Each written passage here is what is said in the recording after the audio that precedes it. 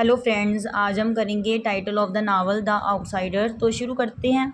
The title of the novel or play is quite often just and appropriate. मतलब title जो बहुत अच्छा है नावल का। It is suggestive of its theme and character. इसका suggestive करता है, ये सजेस्ट करता है थीम और करेक्टर को। When we have read the novel we are convinced that the title of the novel is quite appropriate and just. तो जब हम नावल पढ़ लेते हैं तो हमें कन्विंस हो जाता है कि टाइटल बहुत ही सही है।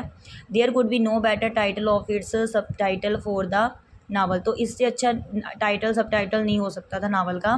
The author Albert कैमस himself clarifies how the title of the novel the outsider is appropriate. तो वो क्लैरिफाई करते हैं कि कैसे ये नावल का जो टाइटल है वो अप्रोप्रिएट है। A long time ago he summed up. तो लंबे समय पहले उन्होंने ये सम अप किया है। The outsider inner sentence which he realizes was extremely paradoxical. In one society, any man who do not cry at his mother's funeral is pitiable, to be condemned to death. अब देखो, अभी देखो ये sentence जो है कि realise कराता है कि बहुत ज़्यादा पैराडॉक्सिकल, जी कि समाज में वो आदमी जो नहीं रोता अपनी मदर के फ्यूनरल पर, ठीक है, वो बहुत पीटीएबल है ना देखना। और उसे दबाया जाता है, उसकी कंडेम्ड किया जाता है उसके डेथ के लिए। Author clarifies its meaning by saying he simply mean that the hero of the book is condemned to death. कि जो हीरो है बुक का ना, उसकी डेथ हो जाती है एंड में, because he did not play the game, क्योंकि वो कोई गेम नहीं खेलता। In this sense he is an outsider to the society in which he lives. तो इस तरह वो समाज से क्या है, आउटसाइडर है समाज का जिसमें वो रहता है। Some people may regard the hero of the novel और रिजेक्ट मैन। तो कुछ लोग तो कहते हैं कि जो हीरो है नावल का वो रिजेक्ट है ना, but it must be armed to get a more accurate picture of his character. लेकिन इससे नावल से हमें उसकी एक पिक्चर मिलती है बहुत ही सही उसके करेक्टर की। One must ask one self in what way Meursault does not play the game.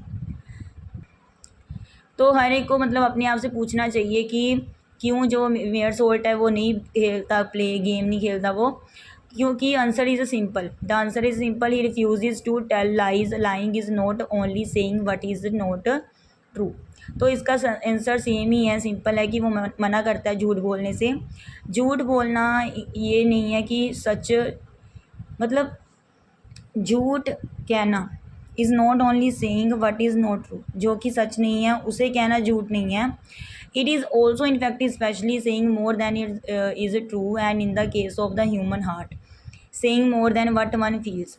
तो ये उससे भी बढ़कर है, ठीक है, बहुत ज़्यादा जो in the case of human, जो ह्यूमन हार्ट के केस में कहना कि जो वो फील करता है कोई भी। Human beings do it every day to make life simpler.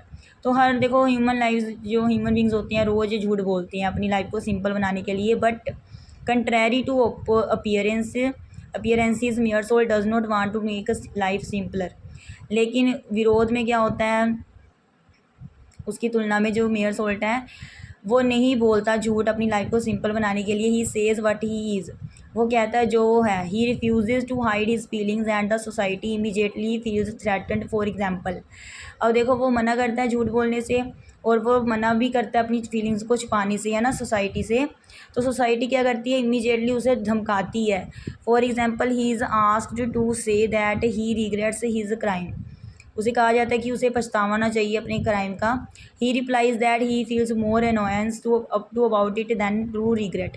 तो वो कहता है मुझे सच्चे पछतावे से तो ज़्यादा अपने आप से अनोयंस है, नाराज़गी है। And it is this feeling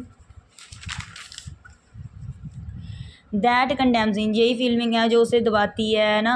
तो a person who is not ready to repent for the crime or sin committed by him rather he feels annoyed on being asked to repent is certainly not a normal being.